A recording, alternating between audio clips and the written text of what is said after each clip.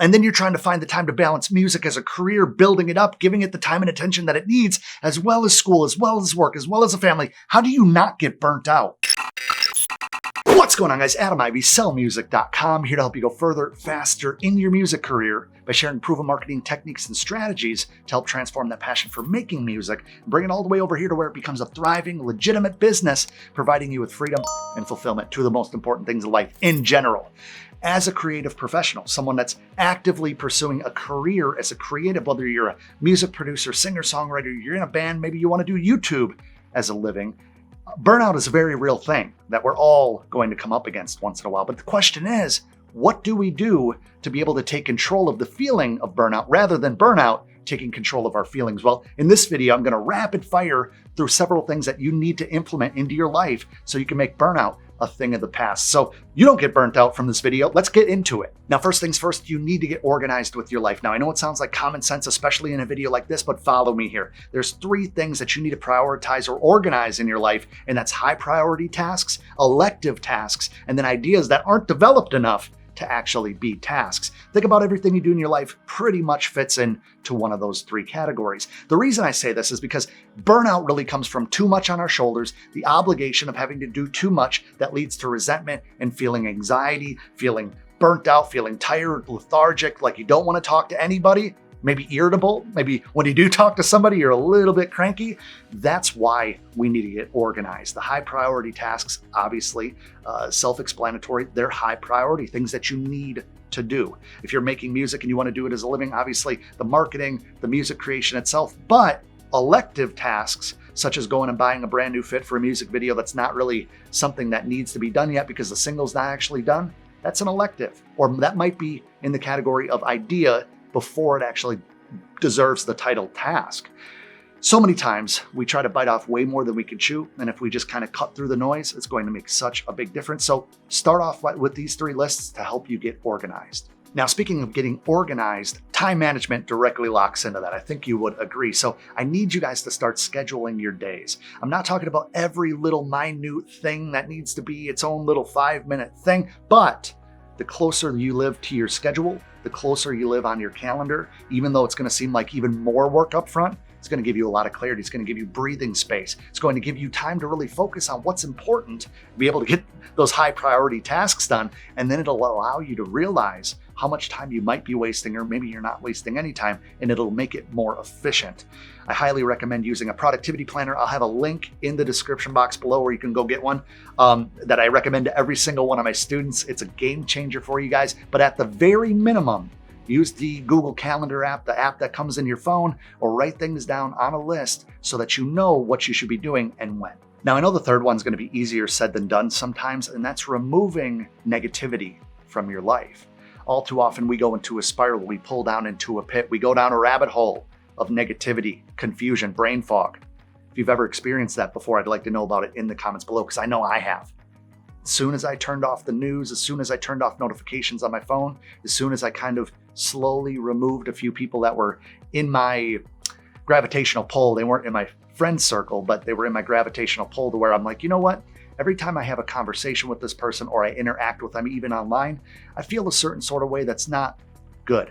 It's like eating 8 pounds of McDonald's. It might feel good right at the moment when you're really, really hungry and you haven't eaten all day. But then like after you get through about half of it, you're like, oh, this is not going to be a good idea. Guys, negativity can seep in through what we listen to, with what we watch, with what we read, with who we hang out with how we talk about ourselves. I need you to understand that never let anyone talk down to you.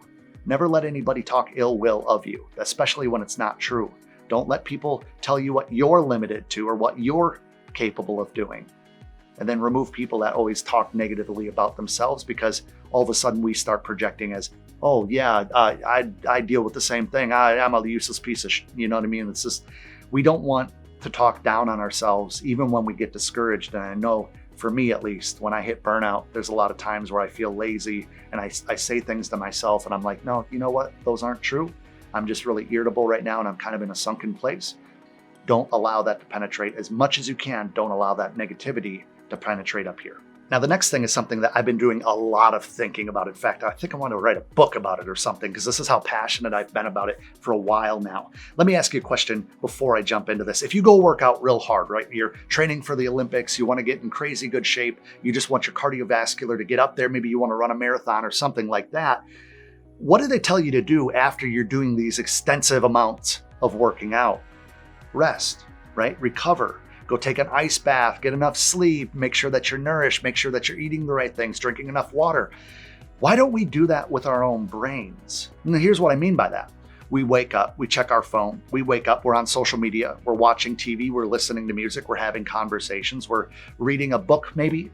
And then when do we give our brains that time to actually recover? I'm talking about like more than just those 6 to 8 hours of sleep that we get, some less, some more. I think that we need to allow ourselves, again, to be bored. And I'm talking about every time that you go to the bathroom, you don't need to have your phone with you. When you're driving to work, when you're driving to the gym, you don't need to be on a conversation. You don't need to be listening to anything that's going to stimulate you. Sometimes I think that the creativity just runs out.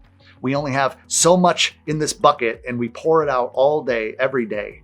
And then at some point, we might pour it out that day a little bit faster, or it takes a little bit longer to replenish. Allowing ourselves to be bored is going to be such a powerful move moving forward. Mark my words, 10 years from now, a lot of people are going to be talking about this. We need to silence the stimulation for periods of time.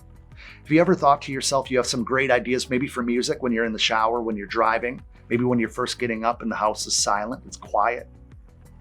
That's because our brain's bored. It's allowed to actually activate. It's not on some task that we're giving it to process or do. It's allowing our brains to do what our brains want to do, and that's be creative, imaginative, or just calm. So I would highly recommend setting some time in your schedule to allow yourself to be bored, even if it's only for 15 to 30 minutes a day. I promise you it's going to feel like an eternity, especially if you live in front of screens. Now, the next thing I want to talk about is something I actually touched on just a few minutes ago, and that's taking back control of your physical health and fitness. We're talking about diet, exercise routine, what we're feeding ourselves, just like we were talking about what we feed our brains. What we feed our body has a direct correlation with how we feel, our energy levels, our output or our outlook and output. Trust me, as somebody that deals with hypothyroidism, I have something called Hashimoto's disease, where if I'm on the wrong diet, if I'm not on my medication, I feel tired all the time. I'm not hungry. I just actually feel very depressed, even though I wouldn't consider it depression. It's just like, imagine waking up from the middle of deep sleep and you're like kind of just out of it. I feel like that a lot when I'm not drinking enough water, when I'm eating the wrong foods, when I'm not on my thyroid medicine, when I'm not taking the right supplements. I take, B12 and zinc and magnesium and a bunch of other stuff. I take like a handful every single day, including my allergy meds, because I'm always stuffed up. But feeding yourself the right thing, eating cleaner, eating less preservatives, drinking more water, trying to wean yourself off of too much caffeine, all these things in addition to actual physical exercise. And I don't even care if you just take a 30-minute walk every other day. If you're not doing it right now, it's going to make a very big difference. In fact, just the other day, while I was working out in my home garage gym, I decided, you know what, let me do 50 jumping jacks. It sounded ridiculous. I was freaking winded after 50 jumping jacks, right? I played football and I was in track and I was in martial arts for a long time. I love being physically active. But when we sit in front of screens and we're running businesses and we're answering phone calls and we're driving, we're sitting, we're not doing anything.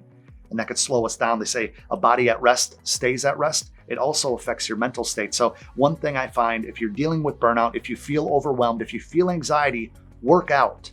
I'm not saying that it's a direct replacement for like actual therapy or anything, but sweat it out, get your body active. And a lot of times those hormones, the dopamine, the serotonin, a lot of different, even slight increase in natural testosterone for those of you who are male or identify as a male, or well, I'm not going to get into that. I love you all. It's really important to really take back control and stop going for the convenience food. Stop going for the easy excuse of I'll do it tomorrow. Take control of your health and fitness today. So one thing that I never thought of when I was in my 20s is giving myself permission to be a human. I know it sounds ridiculous. I know it sounds like some hippy dippy shit, right? I thought so too when I first kind of read about it and heard about it. But I think that what we have to do as creatives is say like, hey, we're putting a lot of pressure on our own shoulders. Nobody else really cares at all, right? We're making these goals, we're making these huge dreams that we can see so vividly sometimes. Nobody else cares. It's all on our own shoulders. It's all this preconceived obligation. And we don't have to do that to ourselves. Obviously, I want you guys to be driven. Obviously, I want you to be ambitious. Obviously, I want you to mash the pedal to the floor as long as you're comfortable with it. But if you find yourself overwhelmed, if you find yourself feeling anxiety and just procrastinating, I want you to do something. I want you to kind of try to dissect or think about why you're feeling that way and what is triggering that. I know for the longest time, I would always say, I am the best under pressure, because I would procrastinate until I absolutely had to. And that time constraint, that deadline, then made me feel like, oh, I'm productive now, but I can always unlock that. And it's getting over this bullshit idea of like, I need pressure in order to perform this well. No. Urgency is something that we can put on ourselves. Importance is something that we have to label what we do, not the other way around. We don't just wait till something important happens and then we're doing it right then and there. A lot of times when we're pursuing this thing, we have to go after it before we're ready. We have to go after it before we're perfect at everything. We have to go after it before it's too late, because our runway, our life is finite and we never know how long we have. So without getting too heavy here, I want you guys to understand that your energy, your excitement, your outlook are all finite things. During the day, it whittles down, no different than if you take an hourglass and you turn it upside down. Eventually, all of that sand will pour out to the bottom half. So same thing with what we're doing. So I want you to identify your flow state moments, when you're most energetic, when you're most focused. It might be in the morning, first thing, or you might be a night owl. I used to think I was a night owl. Now I love going to bed at like 10:30 and waking up at 5:30. I feel way better and I get a lot done in the first 5 hours of the day, give or take. So I want you guys to understand that if you're feeling overwhelmed, if you're feeling triggered, if you feel anxiety, if you feel overwhelmed, which I think I already said, you got to understand that those are going to be trigger points of something that might be a deeper issue. And like I said, I highly recommend going and seeing a therapist if you're really dealing with these things on a deep level, or you always feel burnt out, or you always feel like things are never going to work out for you. That's something that you have to kind of deal with inside. And I'm no therapist, so do not take any of this as medical advice. But being able to allow yourself to be human and kind of say like, hey, I know I'm trying to do everything at one time, but I'm just one person and I'm going to breathe today. I'm going to give myself a break today. I'm going to allow myself to be a human. I think it's healthy for every single one of us to do. Now, I think it's important that we also address where burnout comes from in a creative endeavor, such as pursuing a music career. There's a lot of chaos going on up here, not only with your career and what you need to create and what you want to do and the goals and the vision, but also in your own life. We have to quiet the noise with a plan. So many times burnout comes from not having any plan and having very unrealistic goals in terms of time return or time requirements to get to where you want to be. Talk to people time and time again. Adam, this music thing doesn't work out in a year or two. I don't know what I'm going to do. And I'm like, how old are you? I'm 24. Seriously? Are we living in like the 90s when, like, come on. If you're 30, if you're 40, if you're 23, especially 24, you have a lot of runway, but you need a plan. That's exactly why I developed the 5-day free Followers to Fans Bootcamp, to give you guys a plan. And if you haven't signed up already, there might still be time. There's a link underneath this video. It's free. All I need is your name and your email address. I say that because having a plan of attack, being able to get your questions answered on a deeper level, quiets the burnout. It quiets the noise that says you're not good enough. It quiets the noise that says this will never happen. It quiets the voice in your head that tells you that it might not be for you, which is true. It might not be for you. But if you actually want to go after it and you're passionate about it, you find the way that'll work for you. That's what I'm trying to do with this bootcamp. So not going to push it very much. I wanted to be able to give you guys a lot of value in this video. If you want to join us, I'd love to have you with us. If not, watch this video next. It's going to keep you moving forward in your mission to do music as a full-time career. If you haven't yet, hit that subscribe button so you can join the channel family here. I'd love to have you with us. Come connect with me over on Instagram. That's where I'm most active. And until next time, guys, I appreciate you watching.